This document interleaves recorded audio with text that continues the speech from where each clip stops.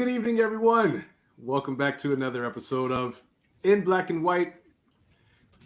We got Miss Kendra in the room. Wow. Yes.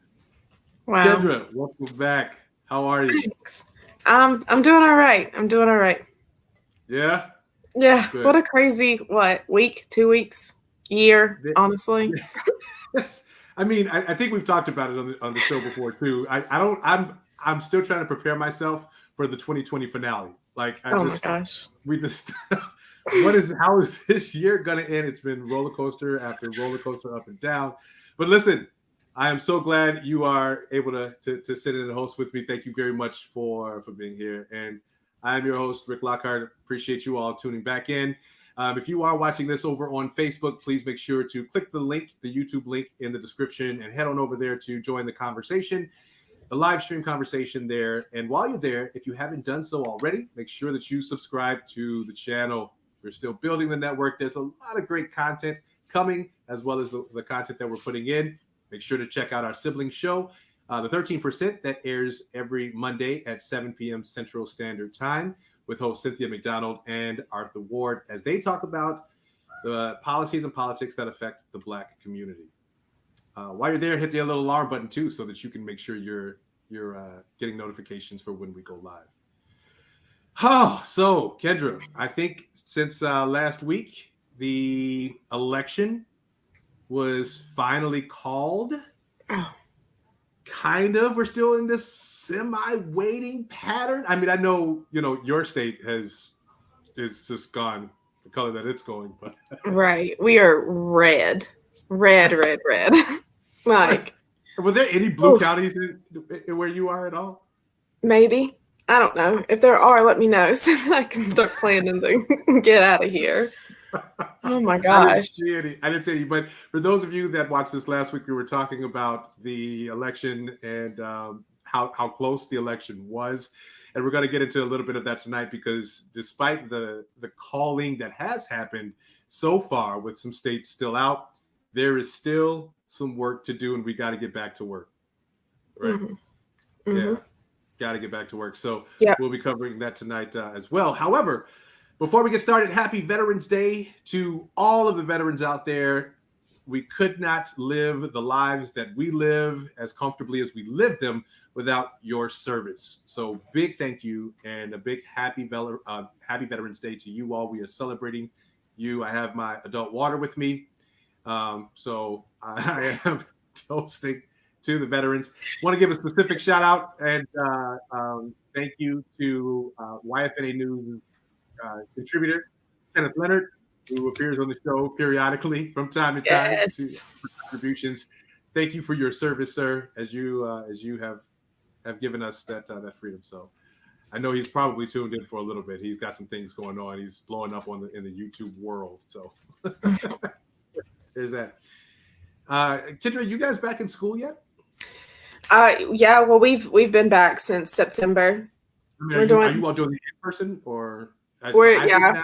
It's hybrid. So we have half of our kids on Monday and Tuesday, and then the other half on Wednesday, Thursday, and then we're completely virtual on Fridays.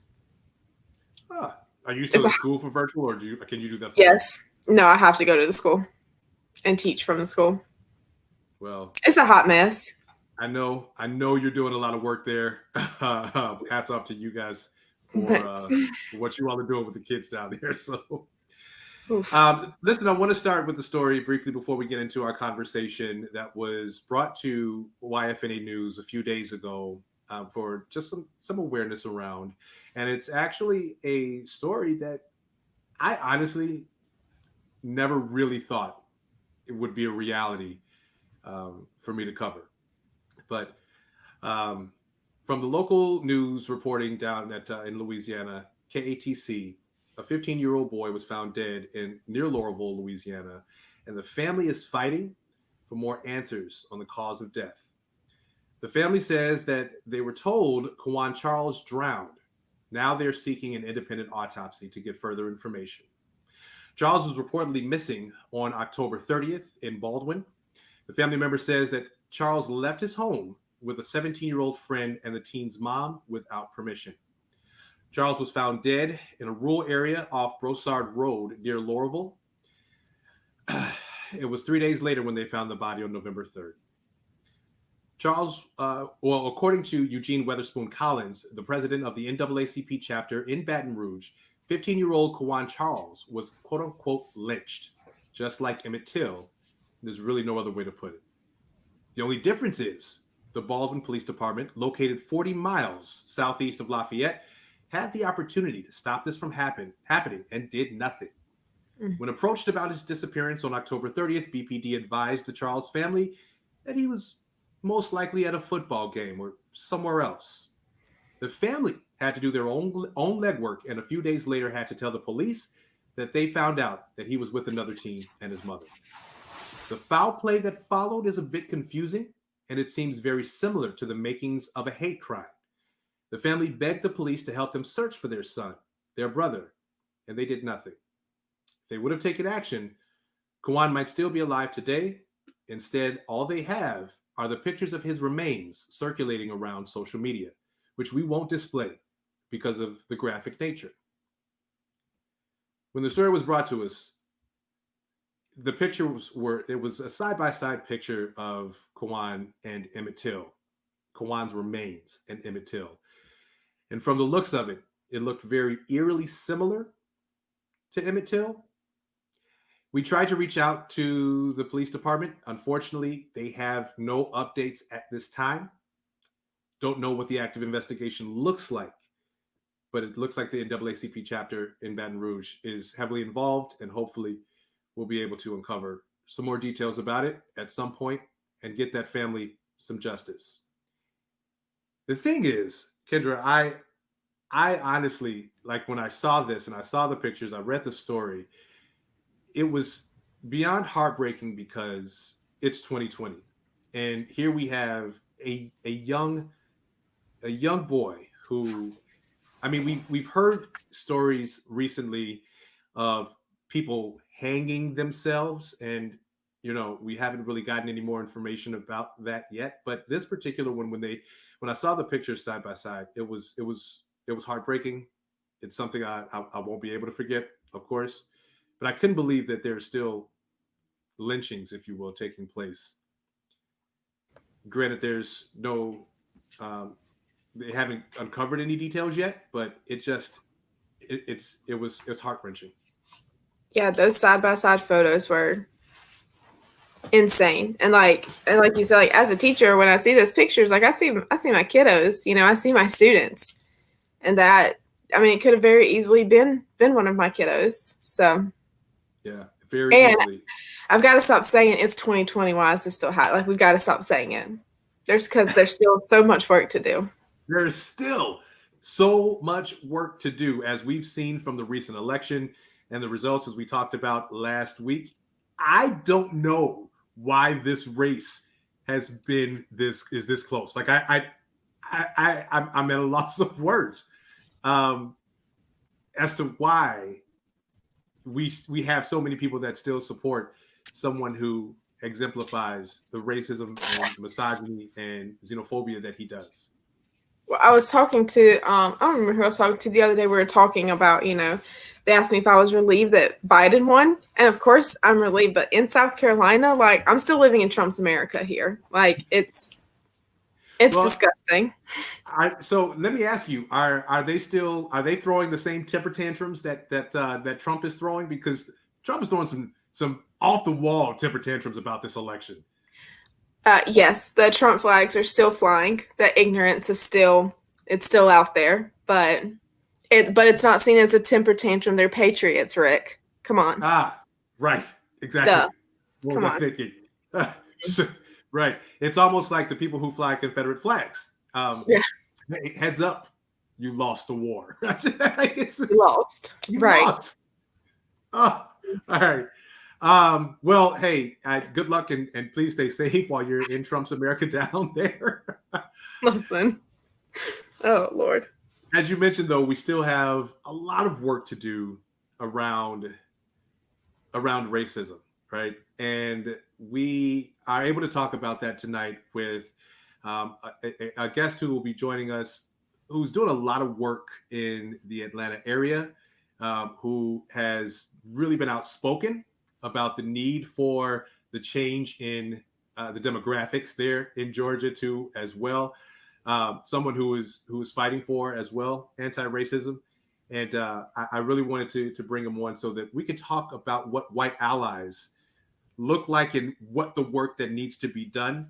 I think, Kendra, you and I have talked about this before on this show, right? That this show was designed for us to be able to have these conversations about race and racism in America, especially for white people to uncover how to put in the work, what needs to be done. So, here's a perfect opportunity for us to say, hey, we're not where we thought we were. Like, everybody was at the rallies and the protests and so on and so forth for Black Lives Matter all over the summer, but here we are. And, we have some details to cover, but let's invite our guest on to talk to us about getting back to work. And I want to invite Cory Zeller to the show. Cory, how are you, sir? I'm well. How are you? I'm great. Doing good. Thank you so much for joining us. And for those of you that are tuned in, definitely want you all to know that, as usual, this is yet another blue and white takeover. Blue and white takeover. Yes. The whole family of Zeta Phi Beta Sigma is present in this show. Absolutely. No, I'm always curious. Let me start with this. And Cory, before I do that, Cory, why don't you tell us a little bit about yourself, what you got going on down there in Atlanta? Yeah, absolutely. So thank you, Rick and Kendra, Blue and White fam, for having me on tonight. I'm excited to be here and share my perspectives as a lifelong Georgian, born and raised in Georgia, raised in the Atlanta metropolitan area. I've lived the last 10 years between Macon, Georgia and Augusta, Georgia. So Kendra, I understand what it's like to live in Trump country entirely. Recently moved back to Atlanta. I'm a registered nurse. I'm a university professor. So I've really been focusing since I moved back to Atlanta on this election that just happened, and also looking forward to the runoff elections at the beginning of January, so we can hopefully flip the Senate. So that's a little bit about my background. So, hey, and also to you, Cory, thank you very much for your service to the medical industry and to the patients that you have to see during this awful pandemic. Hopefully, fingers crossed, and I'm pretty sure this is going to happen as you've been fighting for, but it looks like we might have finally some direction. Fingers crossed. For our frontline medical workers and first responders. But hey, I say this all the time, man. Life in a hospital is nothing without nurses. And absolutely, what you all do, your contribution is remarkable. So thank you very much for that. Oh, thank you. We love what we do. So so let me get started here for a second. And this for Kendra or Cory, I was just recently having a conversation with who I call my brother in love, political coach and pastor, about how in the Black Greek-led organizations we have white members, right? And what that must look like, when it comes to the conversations about race and the racial divide. In today's climate, I'm just out of curiosity for either one of you all, has this given you an opportunity to have a platform to be more vocal about anti-racism and the racial injustice? What does that world look like for you? I would say for me, it's opposite, because being surrounded by my frat and my sorors, I actually have the opportunity to give them a platform, because as white allies, that's what we're supposed to do. It's not, like you said, like white supremacy. The Black community can't fix white supremacy because it was built by white people. That's our job. We have to fix it. We have to break it down. So being in, being in this organization, it does give me like more of a community. I can give them a platform, Yeah.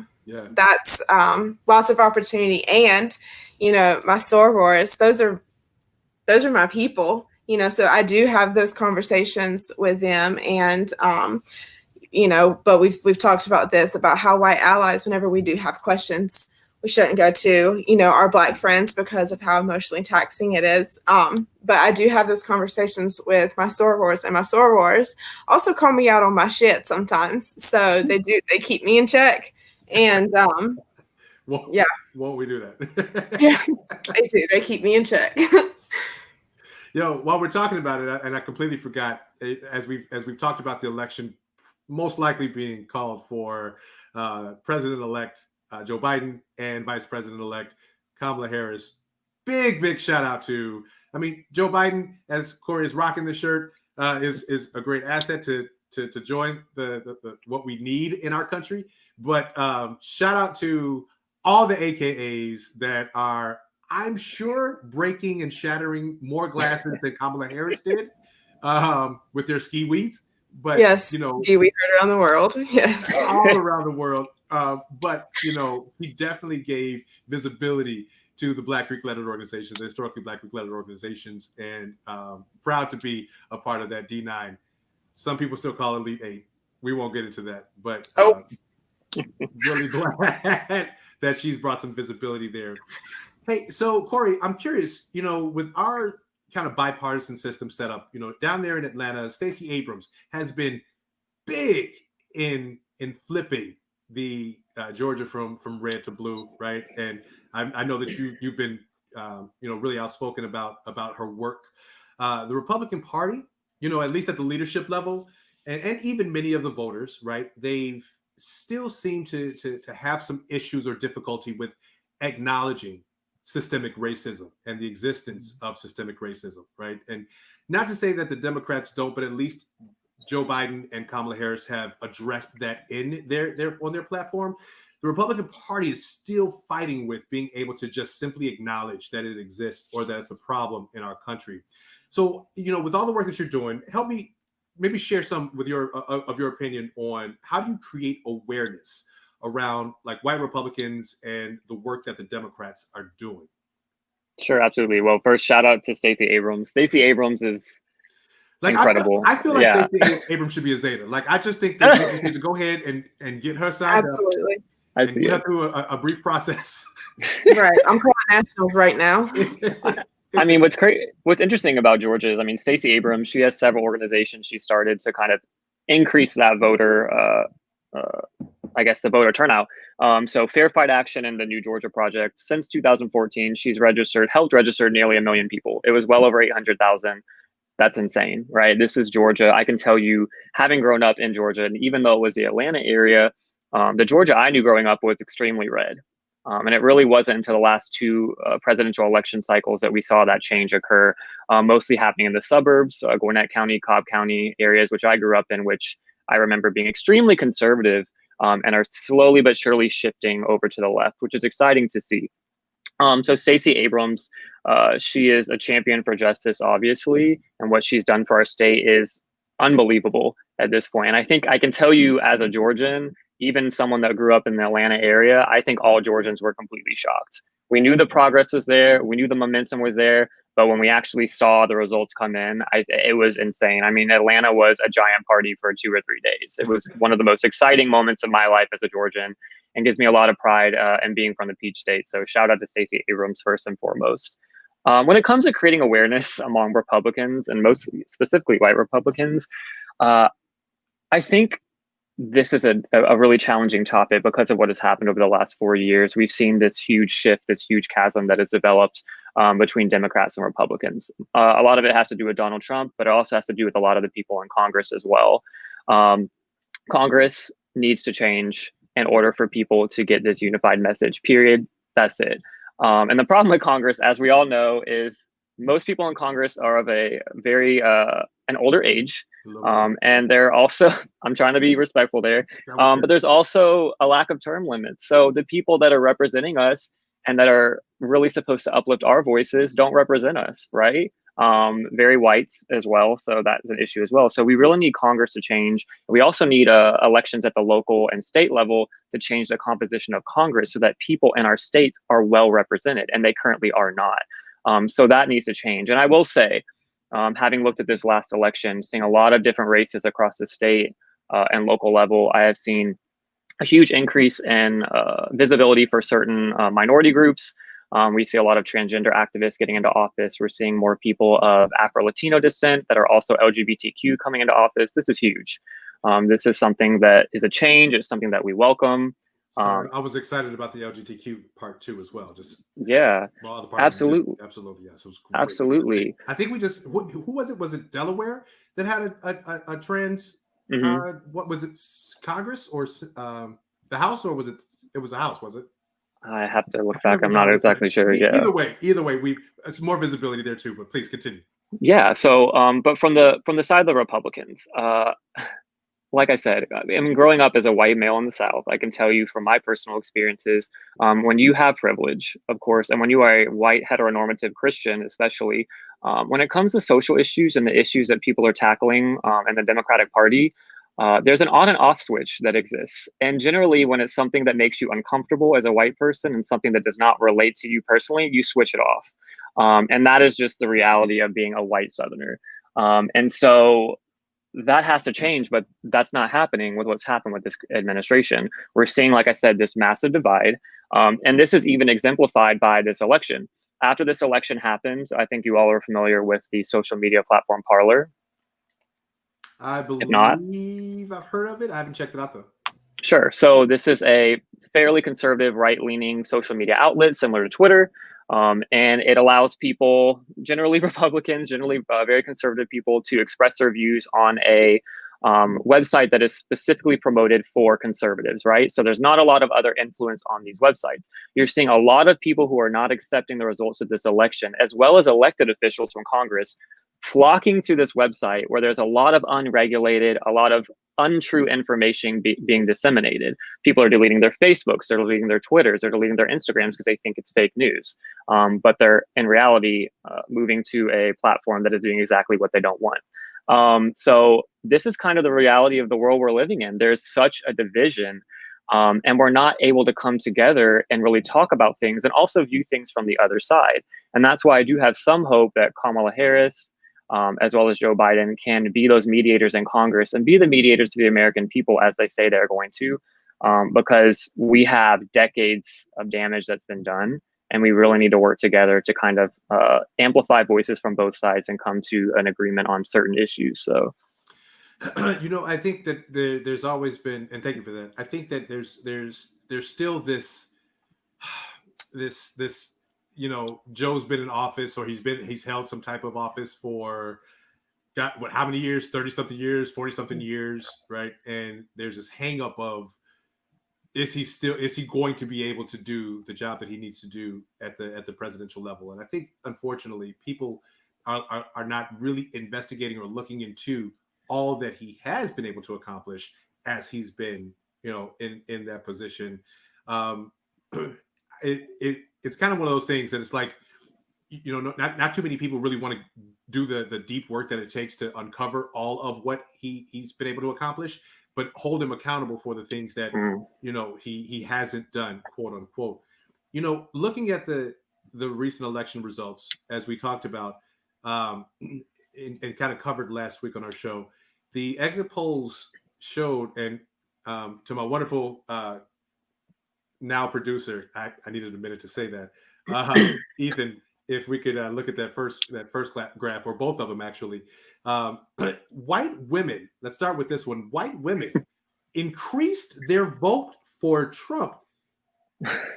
Does anybody else see a problem? I that one kind of took me off guard, right? It's just, how is it that are we unfortunately facing a growth in, or more outspokenness in the white American community about what Trump represents? Like, maybe kind of help me talk through that, from either one. Kendra, jump in on that one too, because I have no words. Like, when I saw that, and we can talk about the fact that the black vote increased too at a later date, but black people aren't fixing racism, white people are. So the increase of white women voting for Trump in 2020 versus 2016 was shocking to me. I don't know. What's your take on that, guys? So, as a white woman, sheesh. What I've noticed. Not that I should be representation for all white women. Let me just put that out there. Right. Not that I'm the spokesperson, because y'all be out here embarrassing me, honestly. But in South Carolina, what I've noticed is that a lot of women vote for whoever their husband votes for, which don't even get me started on that. But that's what I've seen here. And so I think that a lot of women that didn't vote in 2016 came out and voted in 2020 for whoever their husband supported, I guess. I don't know. That's so gross. Yeah, it baffles me. And the reason I say that is because we all know that polls are not always accurate. Of course, that's why we have a margin of error. But I think leading up to this election, we saw an increase in the poll numbers of white women specifically that were supporting Joe Biden versus Donald Trump. These numbers came out. It was a little bit shocking to me, to be completely honest. And another thing that kind of confused me, that I saw it moving in the opposite direction, because when Black Lives Matter, the movement really was picking up even more speed, and we saw all of this police brutality happening this year and last year specifically. You saw a lot of white women coming to rallies, being involved, making their voices heard, especially in the suburbs. So to see these numbers really get worse almost blows my mind. And it makes you wonder, are people really supportive of these issues, or are they just saying that they're supportive of the issues to go along with whatever the status quo is? And that's my concern with white women today. I think we're moving away from supporting issues that truly matter, and even issues that support them. I mean, I cannot think of a way in which Donald Trump is truly supportive of women as a whole. I mean, we look at his past statements, we look at his view on abortion, we look at his view in general towards women in the workplace. I mean, it's not a positive one, and it's not one that I would want my daughters, which I don't have any yet, but not one that I would want any of my daughters or any women in my family to also be supportive of. So I think we really need to get down to I guess what is causing this shift, because I really can't figure it out. So, I mean, I was going to say a phrase that I'm not supposed to say because it got worn out in a few episodes, a few shows, so I won't say this. But I think, unfortunately, what has happened because of this current administration, see how I had to think through that?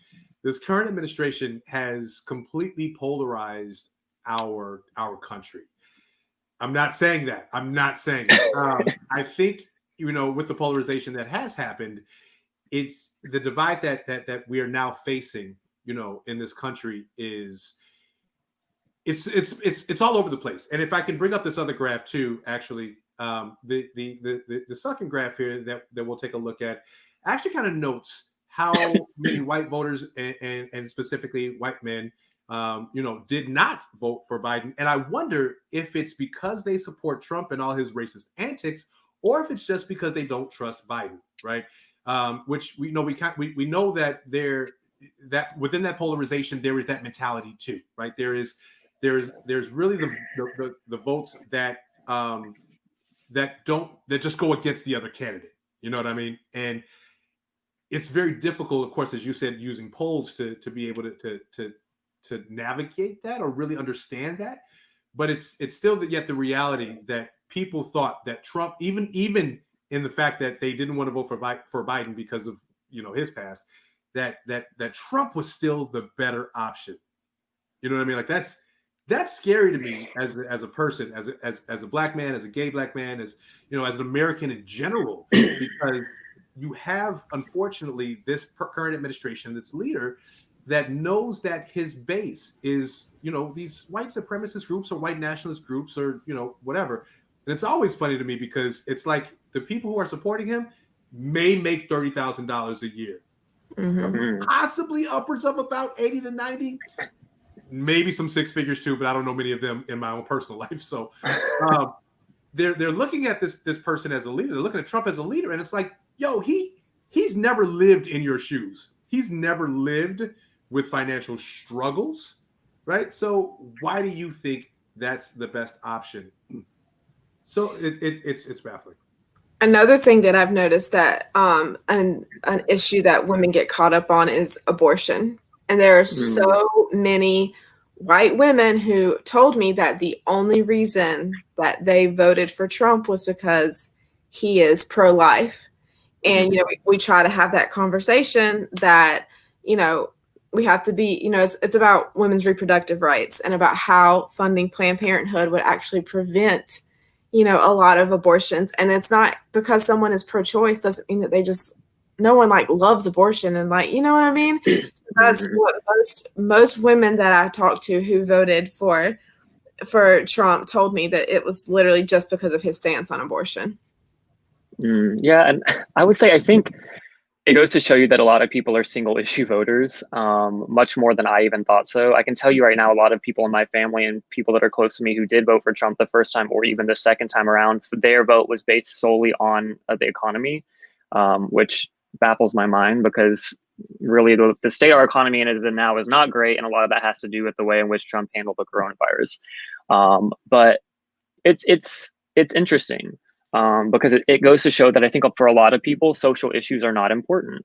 And like we said earlier, those issues do not directly affect them or their families in many ways. So I can see to an extent why maybe that's not the most important objective for them. However, as American citizens, we should want a president that supports all people and that is representative of the people. And I think we have strayed far from that. I mean, we saw that even with presidents in the past, Republican and Democrats, there are some that were not so great. But they were still good people. They were representative of the American people. They gave a voice to other people. They tried their best in office. With Trump, that's all gone out of the window. So I do worry. I think that even with new presidents coming into office, such as President-elect Biden and Vice President-elect Kamala Harris, how much progress we're going to make, because we've really just completely, in my opinion, destroyed the reputation of the office of president. So it's concerning. So. You know, you brought up a point there that with people being single issue voters and a lot of them, Trump supporters wanting to be, supportive of or following him because of the economy or the economic impact that they think he had, which is, Cory, I invite you to watch some of the past shows that we just did this past month talking to the Trump supporters that we talked to. But the thing that I uncovered the most resounding thing was the support of him was because of financial fantasies. Basically, right? It's this misconception of his ability to, or inability, quote unquote, to provide this economic euphoria for them. And I'm asking him, like, well, are you unemployed right now? Like, aren't you not working? Like even in the past, everybody's like, well, their 401k was this outstanding number, so on and so forth. That's the market that fluctuates. Separate, right? You know what I mean? Like that was crazy, man. That's crazy. It's crazy. That's a conversation I've had a lot too. The ability to be a single issue voter or to vote because of the economy, holy privilege. Come on. You know. And Kendra, you brought up a point about but even use the single issue voters, the anti-abortion. I think I was watching a news reporting on a network that talked about the people that he's placed in leadership positions who are specifically against women's reproductive rights, like in several different areas. They've been placed, and many of them have the same lineage of being against female and reproductive rights. Right, exactly. It's interesting, though, because when it comes to reproductive rights, I can tell you as a nurse, I've worked in many areas of nursing, spent quite a few years working in emergency medicine. Planned Parenthood, as we all know, is much more than an abortion supporting organization. Exactly. I mean, without Planned Parenthood, public health would be so far off from where it is today. I mean, it's a blessing to so many women, provides so many resources, testing, treatment, things that are so essential that keep our nation moving forward and really are a benefit and a blessing to public health. So I think people lack the ability to think deeper than the surface. And I think that is the huge issue. And even when it came to the issue of the economy, the majority of the people in my life who are complaining about Joe Biden, quote, raising taxes on people making more than $400,000 a year make probably $25,000 a year. So there's some cognitive dissonance at work, right? And most of that cognitive dissonance comes from the fact that people are unable to look beyond the headlines and learn from themselves from very objective and non-biased sources. So that's something that our country needs to remedy. And at this point, we're so far gone. I'm not sure how we can. I mean, we're really just in a completely different world right now when it comes to how we access information. There's a word there. A word. Go ahead, Kendra. No, I mean, absolutely. And like you said, and it's not being able to think beyond the surface. It's privilege. That's all it is. Not having to think about anything else. Like, so whenever I vote as a woman, I vote as a teacher, I vote as a member of the LGBTQIA plus community, and people who don't have to think about that, they can, like you said, turn that switch off. They can turn that switch off. Mm-hmm. Yeah, definitely. Kendra, you want the next one? Yeah, I got you. So this is perfect with the holidays. Uh-oh. Come on. Kendra, I think we're losing you. Biden has won. Are you there? Am I back? Nope, Yeah. Yep, you're back. Okay, there you are. Okay. Okay. So what I've noticed amongst my allies is that now that Biden has won, everyone's kind of taking like a big sigh of relief. And what we need to understand is that Biden isn't the end all be all. He isn't the solution, and that we have to be just as diligent calling Biden out on his shit that we were with Trump. So white liberals may feel like they can relax a bit, but how do we keep them aware and engaged in the amount of work that still needs to be done? Because just because he won presidency, we still got work to do. So how do we keep people engaged? I mean, I think we definitely need to be vocal. I think the Donald Trump era has really inspired a lot of people to be more vocal and be more involved in politics. I say that specifically when it comes to youth, I would say. I know there was an analysis, and you can fact check this, but I was reading earlier, there was an analysis done by Tufts University post-election that said that they were expecting about a 10% increase in the 18 to 29 year range in voter turnout. That's huge, right? I mean, young voters generally do not come out and vote in numbers that they should. So I think personally, we need to make sure that youth specifically continue to have their voices heard. And this is specifically people in high school, college, even young adults. We are the individuals that are going to be moving this country forward. We're the people that are going to be dealing with the disastrous effects of many of Trump's policies, as well as his rhetoric over the last 4 years. So I think people like Stacey Abrams are excellent example of how this is going to happen, right? I mean, she has literally started with this grassroots movement that has grown and really just taken over and encapsulated an entire state. If we take that energy and we have politicians like Stacey Abrams who hold everybody accountable, but also encourage people to be involved in the democratic process, and we spread that to different cities and different regions throughout the country, we're going to have an amazing group of people that not only hold our politicians accountable, but are more involved in the process and want to run for office as well and make their voice heard. So, like I said, I think it starts with our youth, and then that spreads or kind of trickles down to the rest of the country. So, I very much look forward to the day that I can say that about South Carolina. Like, I hope that I see that in my lifetime. Mm-hmm. I really hope so. Good luck. Wasn't South Carolina the first state to have slaves? Yeah. Yes, we were. It's kind of iffy. But you know, somebody, I was just reading somewhere or listening to something that said Mississippi was largely, I think the predominant ethnicity or race in Mississippi is Black. Mm-hmm. Like I haven't looked into that yet, but you know, that to me was like, well, how is it that, and we're not, I have questions. I have many questions.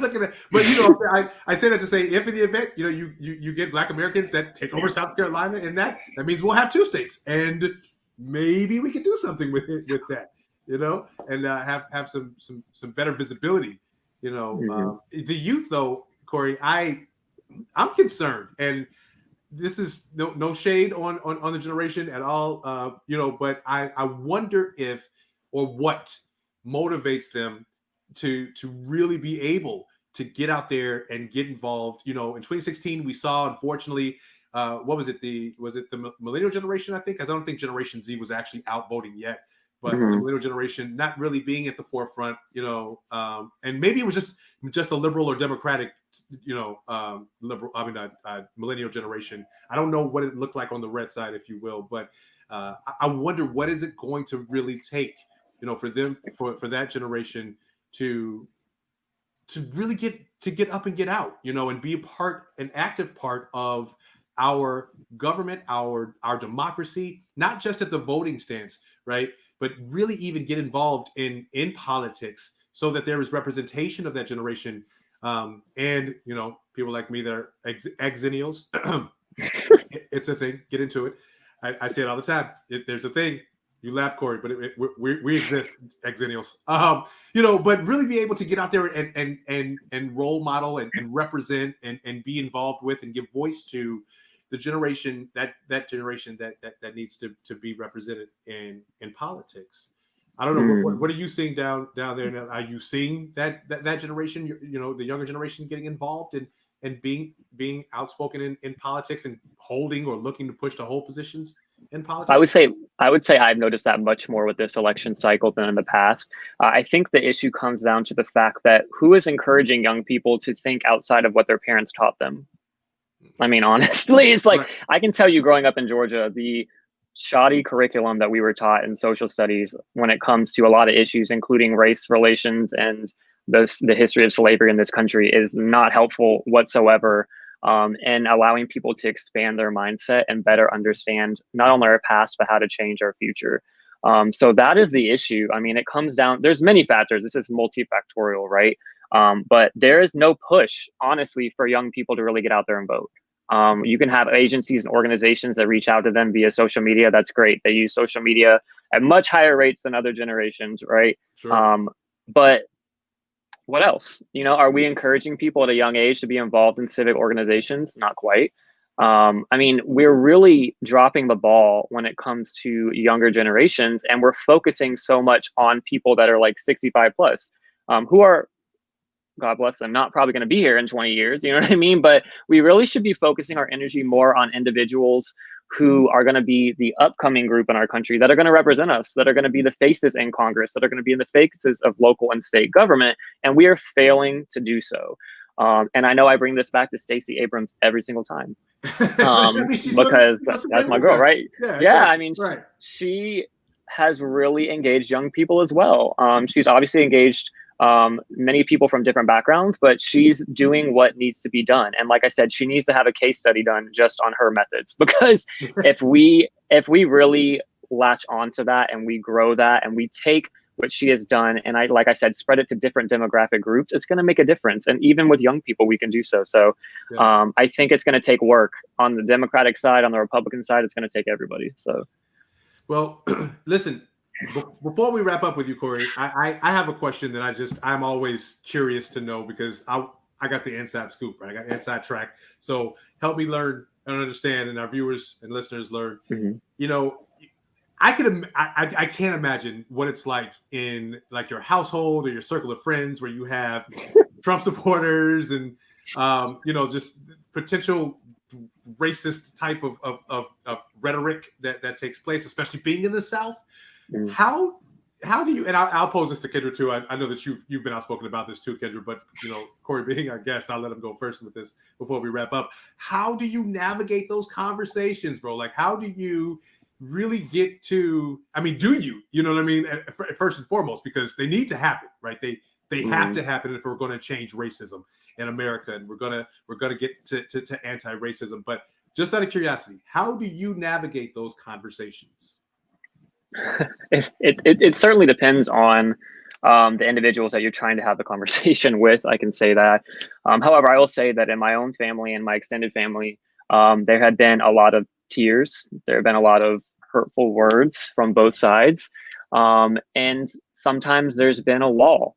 And all you can do is try to improve, right? All you can do is try to explain your side to someone else, but also be willing to listen. I think what we're missing in this country, and I think what families are not realizing, is in many ways, there are more similarities on both sides than differences, right? We have things that can bring us together. We have common goals and values as Americans that are shared. Not everything is polar opposite. So if we're willing to sit down and listen with the intent of understanding and not just responding to someone, it goes a long way.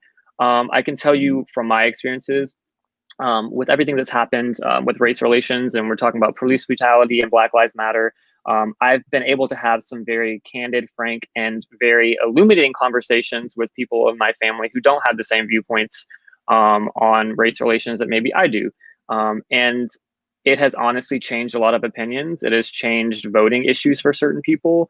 And I do understand that, as we said earlier, if you grow up white and privileged, you do not have the same exposure sometimes to different people than you.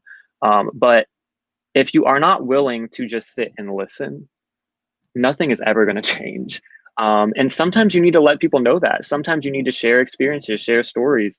And I can tell you right now, like being a white member of a historically Black Greek organization, like there's a lot of people in my family that thought that was odd, right? I can imagine. I mean, but not once did they ever ask me why.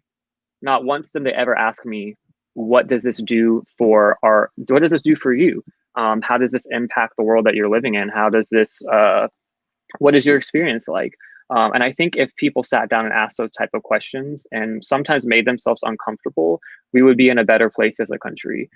So I try my best to approach topics calmly, professionally, and also support it with facts. Another thing that's missing that I've done with my family and friends is provide people with information that is not extremely biased. I mean, there are non-biased sources of information that you can use to educate people on certain issues. Sending someone an article from CNN or Fox News is not necessarily going to accomplish anybody's goal, right? So we need to make sure we're looking for real factual information that can be used and disseminated to people in our families, even those who have different views than us, so we can have conversations about issues that are not very left or right.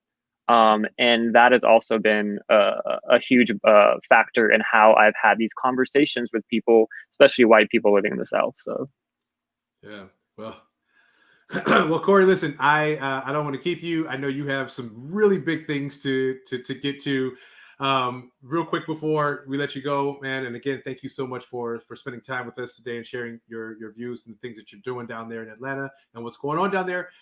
How can people reach you? You know, we got your IG in your IG account also in the show notes, but you know, where can people find you, the things that you got going on, or any last words that you want to wrap up with? Yeah, sure. You can have me on Instagram. That's worldwide_CRZ. Pretty much on all social media platforms. But yeah, feel free to add me. I like to post information, post things that are happening, especially in Georgia when it comes to politics and when it comes to organizing people to vote. If you are from Georgia, make sure you vote in the runoff elections coming up on January 5th. It's super important. It's our chance to flip this Senate and have a voice that makes a difference in the future. So thank you for having me, Frat and Sore. I appreciate it. It was a great time. So that runoff election coming up, boy, that's whoa. There's a lot going on around that, and we'll probably have some shows about that too as well. I really want to yell "Blue Fi" to you and say "Go Mom," but I won't. Come on, one time. And no, we're not doing this. But Cory, thank you again so much for being here. Really appreciate it. Best of luck on your defending coming up. I know that you got that going on, so really appreciate you spending some time with us. All right, thanks. Y'all take care. Have a good one. Take care. All right, so people doing the work, right? There's still white allies out there, still white people still fighting for anti-racism. And having said that, as Kendra has highlighted before in our show, there is the white troublemaker question that we'll be able to get into. Kendra, you got a good one tonight, and I'm really excited about this one because we'll have a guest to join us to answer the question, but I'll let you get started with the question first. Yes. Okay, so here we go. Okay, so the Black community is very split on how they feel about Kamala Harris. Okay, I'll read exactly how it's typed. Well, before you do, let's go ahead and put the question on the screen for viewers to actually get a chance to read along to as well while you're reading. That's for our producer back there. But go ahead. Okay, here we go. So the Black community seems to be really split on Kamala Harris. Half seem to think she is a complete sellout because of the incarceration of low-level drug offenses for Black men in California. Others view her as the second coming of Jesus Christ. Regardless where they fall, she has made history and will ultimately change the view on Black females, especially in the political arena. Her and Stacey Abrams will really flip this narrative. How do white allies navigate that? I'm supportive of Kamala Harris, I adore the woman, but I have Black friends that hate her, and it makes me feel some kind of way about outwardly supporting her when I see friends that hate her. But then I get a boost when I see others supporting her too. In fact, I see more white women supporting her on my timeline than Black women. So that comes from also something that I pushed a lot, where I keep saying, if a Black person says it's racist, it's racist. Don't ask questions, fix it. So whenever you have members of the Black community who speak out against Kamala Harris as a white ally who loves her, how do you navigate? What do you do? What do you do? So, Well, we have a great response to that, or someone who can at least help navigate the answer to that question. I want to invite the Cynthia Mcdonald, host of the 13% and family and part owner of YFNA News, to join us. I know we caught her in her car as she is on her way doing some driving around. But Cynthia, thank you so much for joining us to answer or address this white troublemaker question. Are you safe is the first question. Let me start there. Am I safe? Is that what you were asking me? Yes.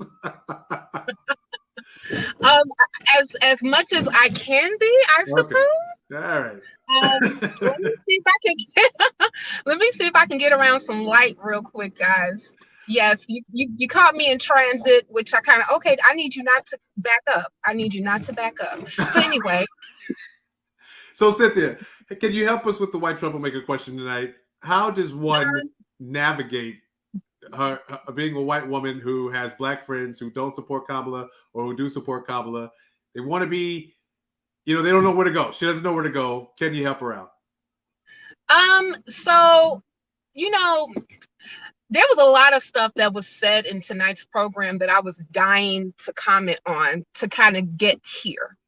And one of the things that I would ask, Mr. Producer, can you please bring up that Edison exit poll real quick, if you don't mind? The first poll that was sent?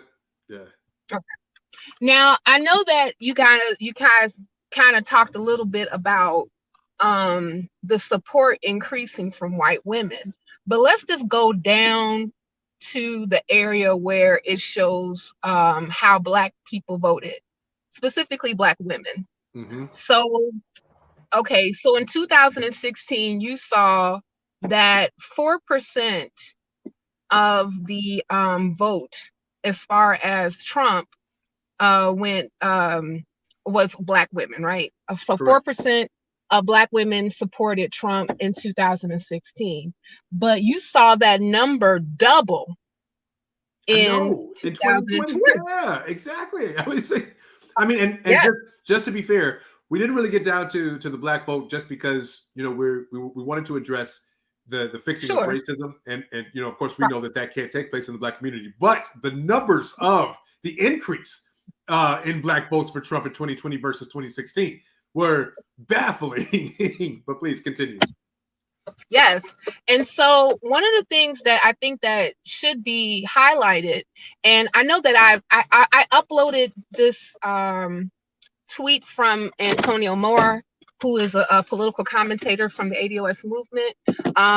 And he brought this particular point up about if you saw a doubling of Black women. Hold on, let me see if I can turn on the light. Can you see me now? We can see you. Okay, great. Okay, so if you saw like an increase of Black women that was actually supporting Trump, what does that say? And also to realize that Black women have a tendency to vote more so than Black men. Not to say that Black men don't vote. It's just that we're just looking at just pure numbers, right? Sure. So one of the things that he brought up was, what does that say about Biden's VP, who is a Black woman, who was not able to secure a Black woman vote to the point where it doubled for Trump. Mm-hmm. And one of the things that I would say to the young person, I'm assuming the young lady who wrote that question, is that a lot of that has to do with Kamala as an elected official when she was AG of California. You cannot look at her and not scrutinize her record and how it adversely affected a certain group of people that supposedly look like her, right? But at the same time, you also have to understand that it would be easier for her to be a little bit more dismissive about, some of the policies that she pushed, like truancy laws, like like prosecution of low level of drug offenses, like also the prisoners that were supposed to be let go However, they were fighting fires instead for slave wages, and then, when a lot of this stuff was brought up, when she was actually talked to about it, in some cases she laughed about it. I don't know what that is with her, but that's another show. Anyway, so so like you can't dismiss those things. And I think another thing that has come up, I don't know if you all actually got a chance to see, but there was I think it was on CNN, where there was three Black women who were interviewed by an anchor who was asking them, are you going to be voting Democratic? And one of the things that they talked about was that they were tired of just being pandered to when it came to the vote, by saying that, hey, look, we got you a Black woman VP, so you're going to vote for us, right? And no one is talking policy. And oftentimes, even with Kamala, when she was interviewed, when she was running for president, and she was asked specifically about, reparations, she pivoted to, well, I got the LIFT Act. And then said, this was an interview when she was talking to the Griot. And then, after she talked about the LIFT Act, and then the interviewer was asking her, well, but how is that necessarily going to, be effective for Black Americans? If you're just going to go for the LIFT Act instead of really actually advocating for reparations. And then she said, well, it's going to help about 60% of Black Americans. But let's be clear, what helps Black people will help America, period. So I'm not going to sit up here and just say that I'm going to do anything just for Black people. No. And that soundbite was the shot that was heard around the world on the internet. Mm-hmm. And every time that, especially when Biden's camp was vetting a VP and her name would come up, that's the soundbite that was constantly being played over and over and over again. I'm not about to sit up here and just say I'm going to do anything for Black people. No. So when you hear that out of the horse's mouth itself, I'm not calling her a horse, I'm just saying. No, I hear you. It basically, goes to a thought process. And I can't help but quote Maya Angelou here. When a person shows you who they are, believe them. Believe them. And that's kind of how we are with her. So I would tell the young lady, when these particular things come up, as far as like Kamala Harris is concerned, just stay out of it. Then that's it. That's, as we say, that's the Black ass bottom line. Miss Cynthia Mcdonald, I appreciate you jumping in as you are still driving. I hope you made it home safely. It looks like I did. I'm put now. Good. All right. Good. When you get in safely, I appreciate it. Thank you so much for that. The Black ass bottom line. I appreciate you. And hopefully to our white troublemaker who sent that was, enough to be able to get some understanding around the situation dealing with Kamala and how, the community feels about her. But, if she needs any further details, please, by all means, continue to write in. And for those of you that would like to write in, that are watching, that are interested in how to be a white troublemaker, before we wrap up, Kendra, please let them know how they can tune in, or where they can send their questions. So for white troublemakers, you can find me on Instagram at lowkeykins, and the link is in my bio. Fantastic. Well, listen, guys, we got to go. Thank you so much for joining us today. Real quick before, as you all are preparing for timeout. Oh, forgot patrons. I totally forgot to send you the list of them. So wait a minute. You. There is a shot of Ethan. He's here. He's here. Yes. He said he's making cameo appearances. I love it. He's making cameo appearances. Sorry. Go ahead. No, that's fine. Thank you to our patrons, Marsha, Ortega, Best Name Ever, Cynthia Mcdonald, Marlon Watson, Ian Davenport, and Eric Fox. You are all awesome and you make the show. Okay. Time in. We're good. And ladies and gentlemen, That is a cameo appearance. And then he And Ethan appears. did promise us that he would make. I think I'm going to hold him to at least a Patreon list moving forward. But that is all the time that we do have. I love again, well, before I do this, let me just say this, guys. As we are preparing for, you may be preparing for the next apocalypse. I mean, coronavirus uptick. I want you all to remember, as someone who is now considered an essential employee, while you're out doing your hoarding shopping, your panic shopping, whatever it is, so that you're preparing for the zombie apocalypse, please keep in mind that the people that you're dealing with, they're human beings. They're trying to move as fast as they can. They're trying to get as much done for you as they can.